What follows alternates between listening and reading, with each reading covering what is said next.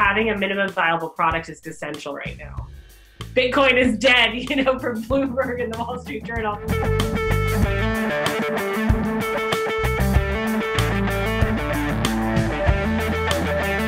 That's what's being written about. So you really have to roll up your sleeves and get creative. But without a minimum viable product, as one example, it's really tough to prove that you're going to be able to execute on this great vision.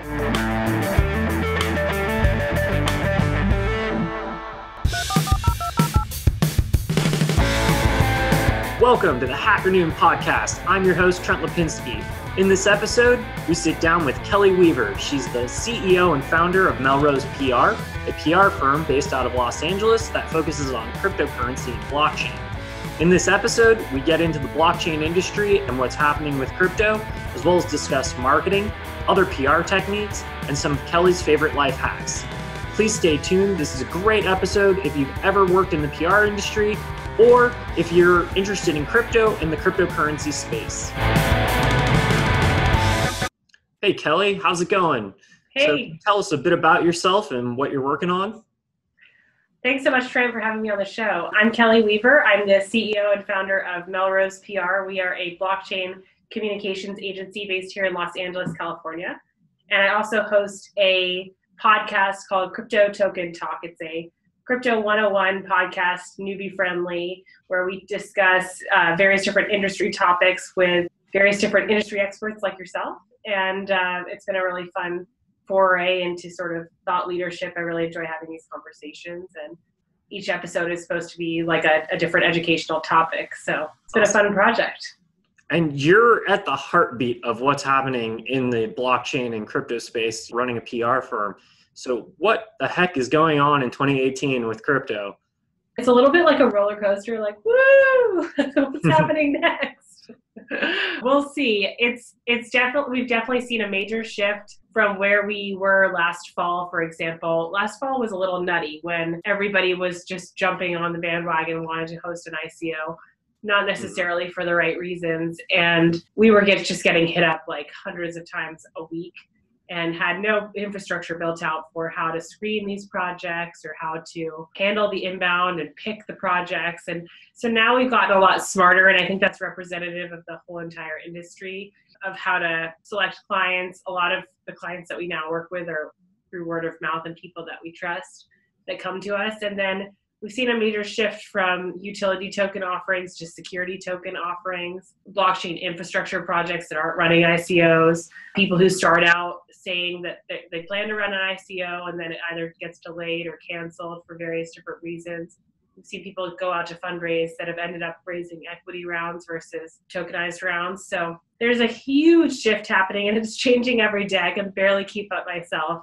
Ultimately, I think it's a really positive thing because we're getting a lot more thoughtful people coming to the table. It doesn't feel quite so much like a gold rush anymore. I don't know if you've had the same experience, but Yep. I think there's a realization that this isn't easy money, and there has to be, like, you have to build this stuff. And I suppose more of a realization that it may be tougher to build these things. It may be tougher to build a company, first of all, to build on top of this technology that's extremely young, to deliver on promises. And when you have a very young industry with people who made crazy promises, but then very few of those have been delivered on right now, just the overall market sentiment is, let's be in build mode versus promise mode. Well, you have an interesting position because you're coming at it from the PR standpoint. You've got to market these companies. You've got to help them with messaging. You've got to help them establish, what their brand identity is and all those kind of components. What are some of the elements that it takes for these companies from a PR marketing standpoint? What are some of the components that you're looking for in a client? Yeah, great question. And I know you've run into this too, because you sit in kind of the same intersection that I do. So we could talk about this all day, but really having a minimum viable product is essential right now. You can't really just have an idea. We, generally speaking, will engage with companies a little bit later in their process than maybe they wanted to. We'll still be having conversations with companies, but until they've really built out that proof of concept, it's really difficult for us to gain traction for them because the reporters are really skeptical. really tired of hearing about stuff, and slammed, right? And their editors are kind of pushing them for stories that people want to read. And if you think about the headlines that you're seeing as a consumer right now, you can kind of think about, okay, well, what is being written about Bitcoin and Ethereum right now? It's pretty negative. People are, it's a bear market, and you really feel that, especially in the articles. And so there's a lot of skeptical articles.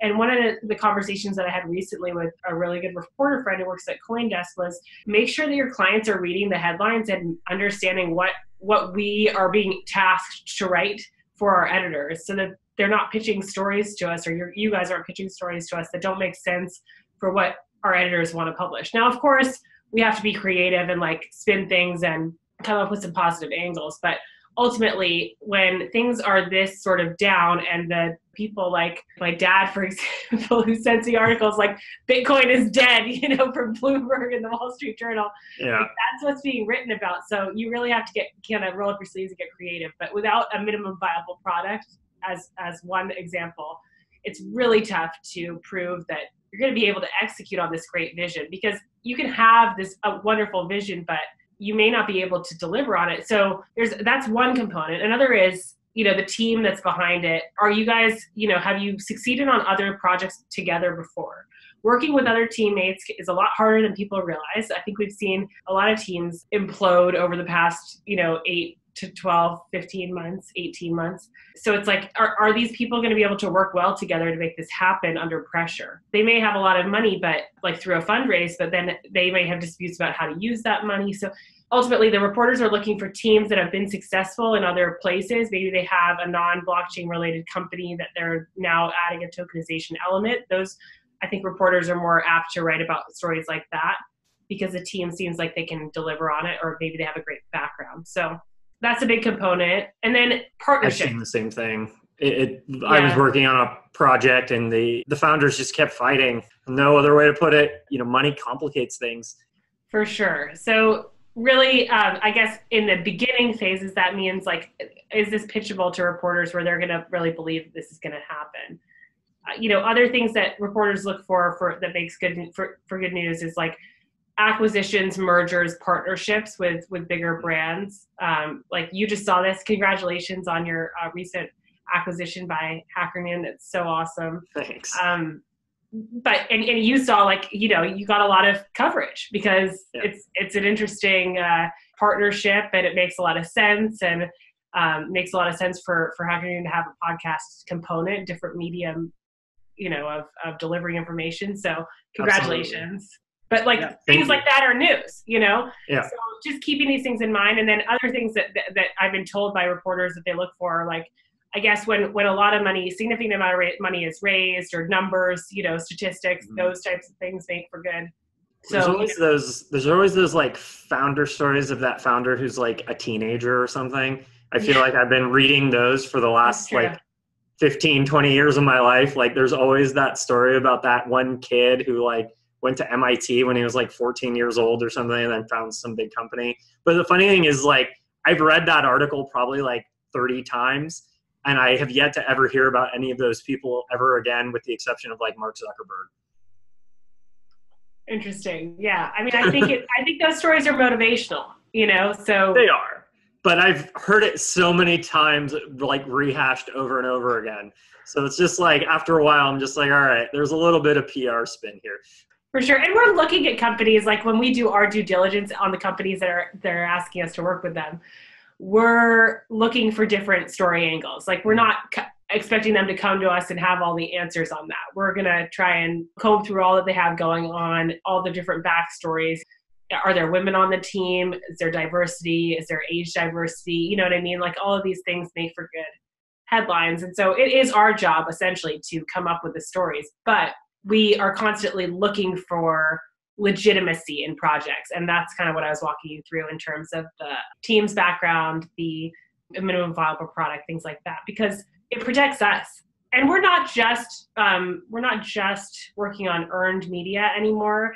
We've really kind of diversified our offering in terms of, we really feel like content is incredibly important. And I mean, you've seen the value of platforms like Medium, putting out great quality content on Medium and on LinkedIn, and developing yourself as a thought leader for these founders is really important. And sometimes you need to tell the story that you want the press to write about and create some perceived buzz. So we're very much actively developing content with our clients, whether that's for their website, whether that's for their social media profiles, whether that's for their blog, and pumping that content out there. And then we use it as part of our pitching strategy for the earned media coverage. So that's a big part of what we do. And I don't know, that's not as traditional for PR, although I feel like because of the way that the landscape of media is changing, maybe more and more PR companies like us are doing that, but it's something that we really now.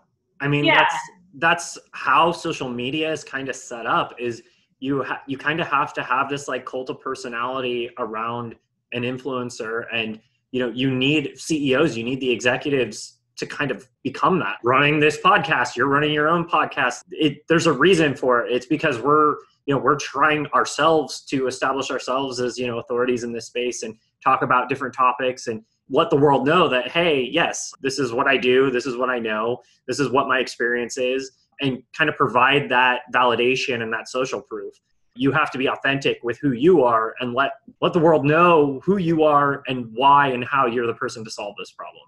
Yeah, and we're landing bylines for our clients a lot, like, bylines at VentureBeat, bylines at Thrive Global, the new, Ariane Huffington's new website, like really establishing them as thought leaders. And then what that does is it proves to the media, like the reporters that we work with, that, hey, this person's really knowledgeable in this subject, and they can quote, you can use them for quotes in your article. And so we're a lot of the time placing our clients in articles where it's like a piece about a broader topic, but then they're being plugged in as an expert somewhere in there. Heyo, you got a great tech story you want to get published? Maybe something about bots taking over Twitter or how Bitcoin actually works? Or maybe you just have a story about how to build a great software or a great team. Get your expertise published on Hacker Noon. Email us stories@hackernoon.com, and a real human will review your submission. What platforms are you using? Where are you seeing like the most traction these days? Well, we use Medium heavily for our clients. LinkedIn's a big one too, for the blockchain space especially. We have a community management team as well. So we're using channels like Telegram and seeding things on forums like Bitcoin Talk and Reddit. We're also using platforms like Steemit for some of our content. I wouldn't say not as frequently as Medium, but we do use Steemit. We use Quora as well, and we've actually had a couple of pieces that we've put out for clients on Quora syndicated to sites like Inc. and Entrepreneur, so that's kind of cool. We've set up, bylines through Forbes and the Young Entrepreneurs Council for our clients, so we're writing content for those, and that's sometimes syndicated to places like Forbes and Entrepreneur. I mean, and then Twitter is a big social channel. We dabble with Instagram and Facebook for our clients, but what we find is, especially on Facebook, without a budget for promoting posts, it's rarely seen. So it's almost a waste of time. We find that things on like Twitter and LinkedIn and just more conversational Telegram are much more valuable.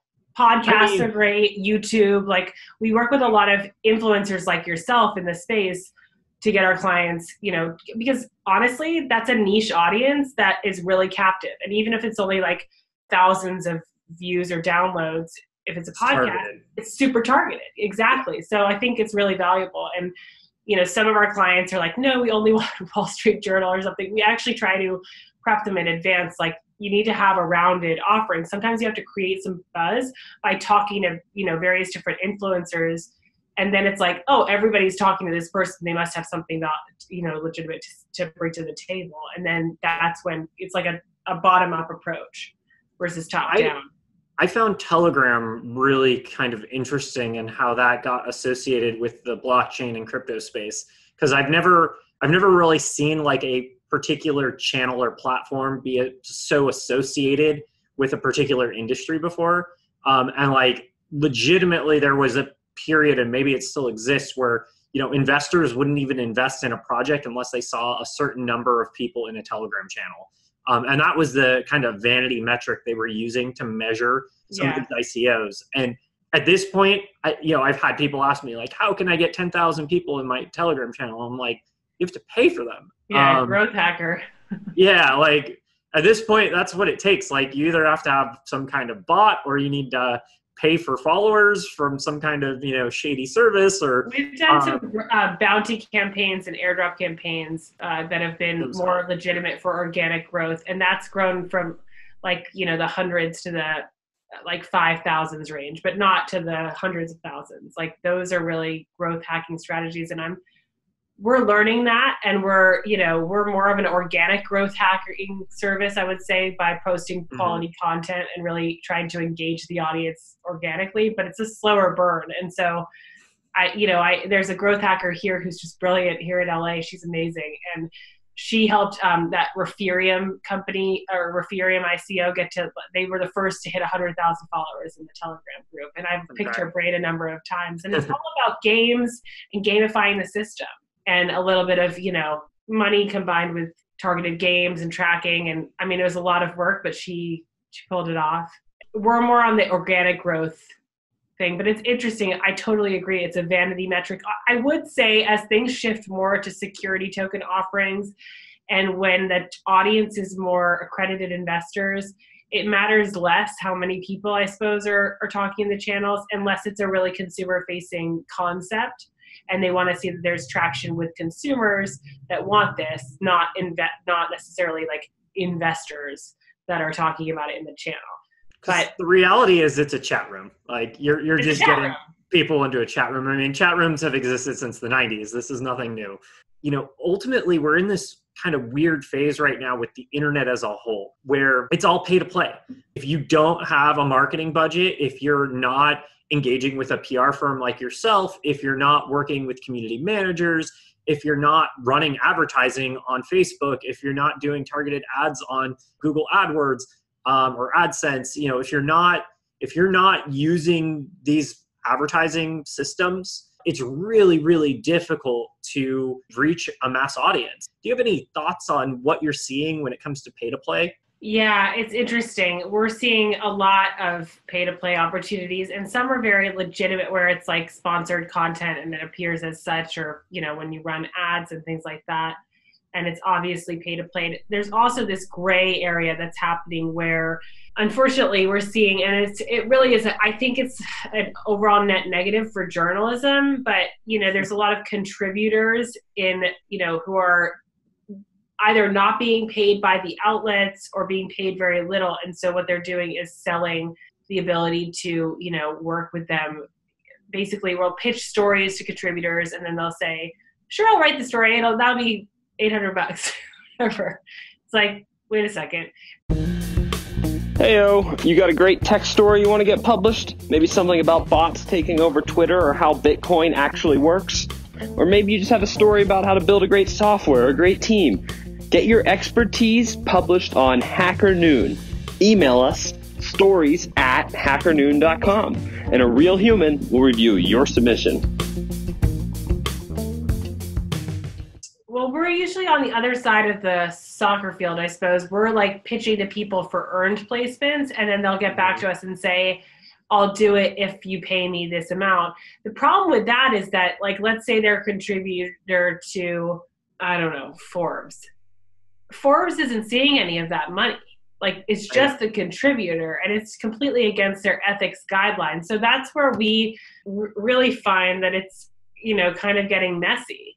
And it does just appear like it's just true earned media. And we don't. Forbes is interesting because actually you can pay to be a contributor. So I've actually been contacted by, I've been invited to, can you be a contributor for like Technology Council or something at Forbes? Right. And then they tried to charge me as a journalist to write for them.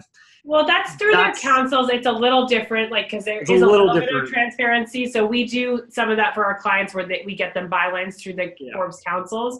The problem with that is that, really legitimate writers, I'm trying to think of what the name of the writer is that left CoinDesk and went to Forbes recently. His name is escaping me, but he's a really legitimate journalist. Or like Laura Shin, who was at Forbes last year and recently left to just run her own podcast. But it desensitizes the value of their true journalism when I will say the councils, it is edited, and I do think there's room for that because it says like this person is part of the council, or they have like spotlight articles, and it's more obvious that there's some element of pay to play to the consumer. But it's a lot of gray area. It's part of Forbes' business model to charge the journal, some of those people to write for Forbes, and then those people then can get bribed because they're allowed a certain number of publications that they can published to Forbes. Those are some of the people that are getting bribed to then write for other people about other topics. So it's a mess, to be honest with you. Like I've been an on and off journalist in this space for going on 16, 17 years now. I literally started when I was in like high school, covered Steve Jobs keynotes when I was a kid.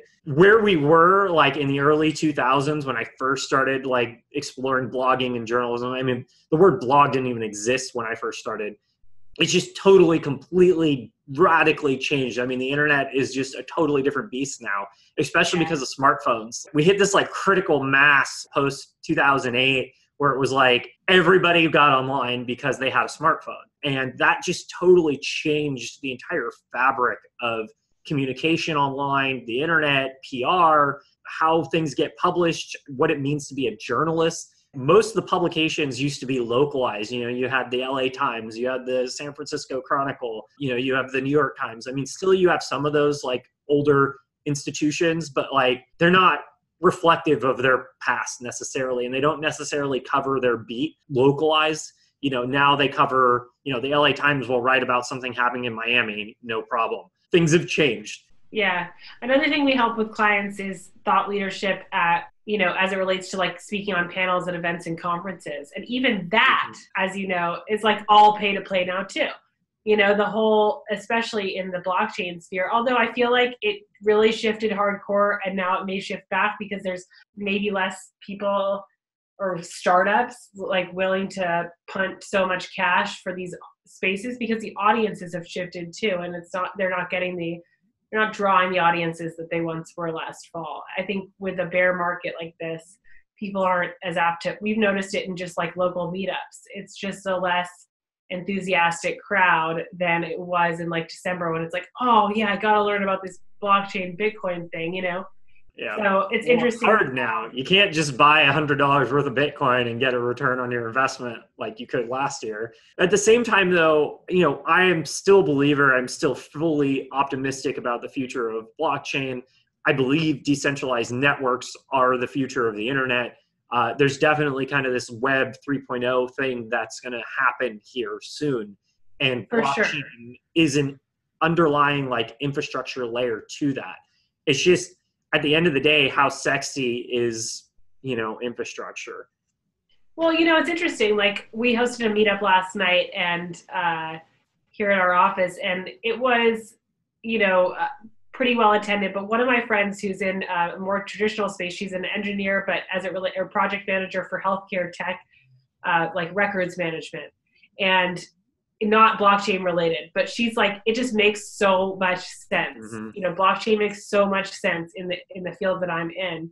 When is this going to be a thing and where can I work on this? And it's, had this been last fall, like, I think there would be a lot more like, oh, like there's this project. And now it's just less sexy, right? So there's just less companies that are like, really want to build, like, especially when it's like big, massive challenges like electronic medical records, but that stuff still gets me excited. Like that was one of the first use cases that I made me fall in love with this technology in 2016 was healthcare. It just makes sense. Like I don't even have access to my own records.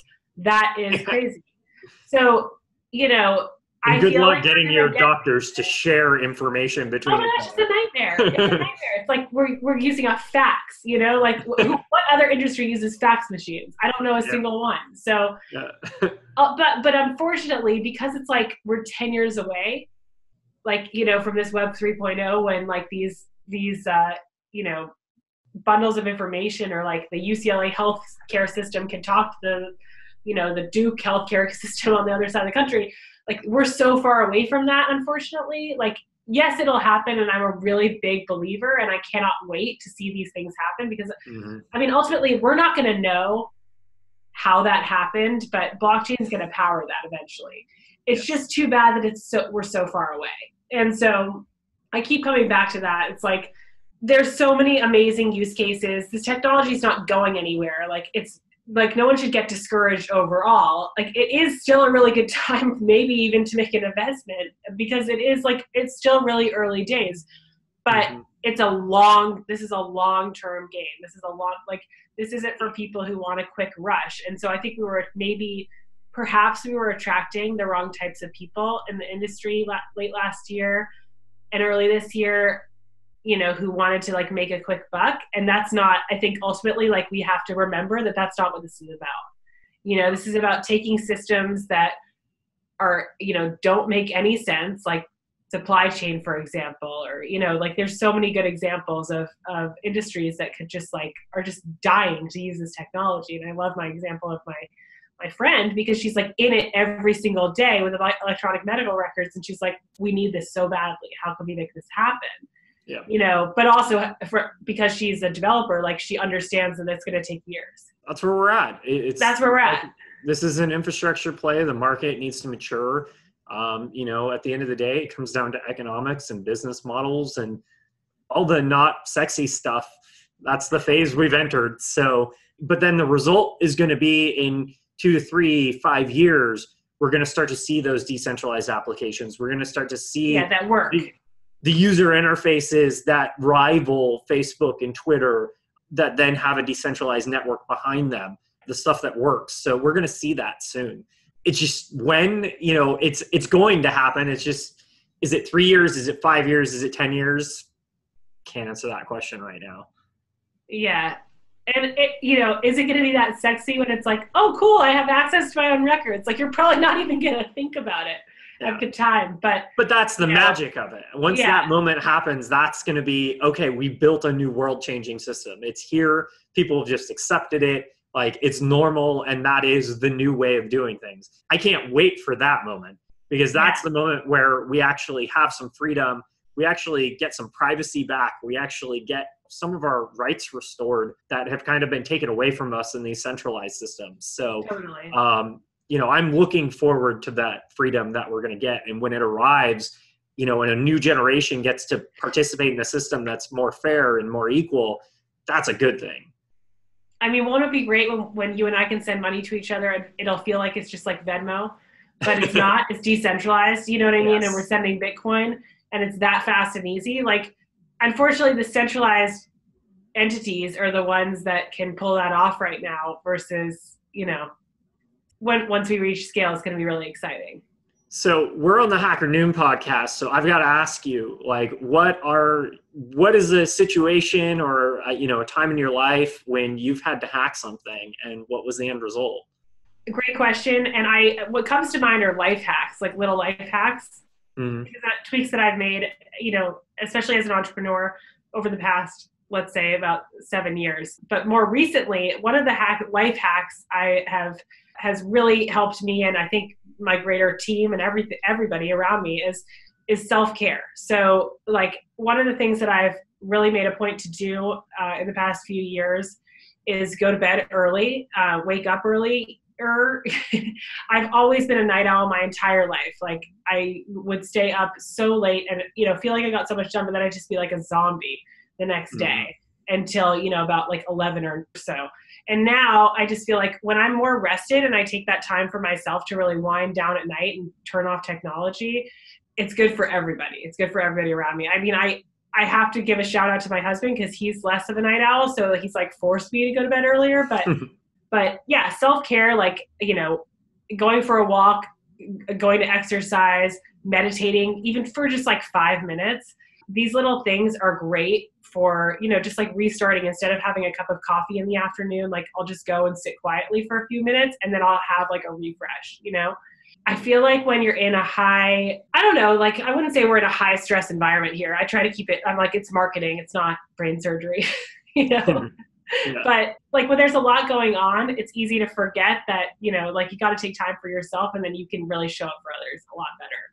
So those are like some little life hack tricks that come to mind. And the same goes like in terms of self-care, like the same thing goes for the team.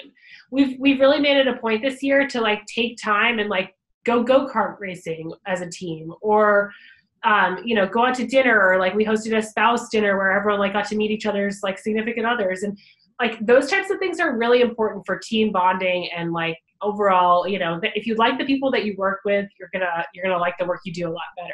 And so we've really made it a point to, not too much of it, but we even did like some yoga here at the office sometimes, and like just do things that kind of bond us as a team, that get us out of like the client services, which can be like a vortex where you're just like everything for them and nothing for us, And so it's been nice to kind of find that balance. And I think everyone really appreciates that. And it makes it a lot more fun place to work.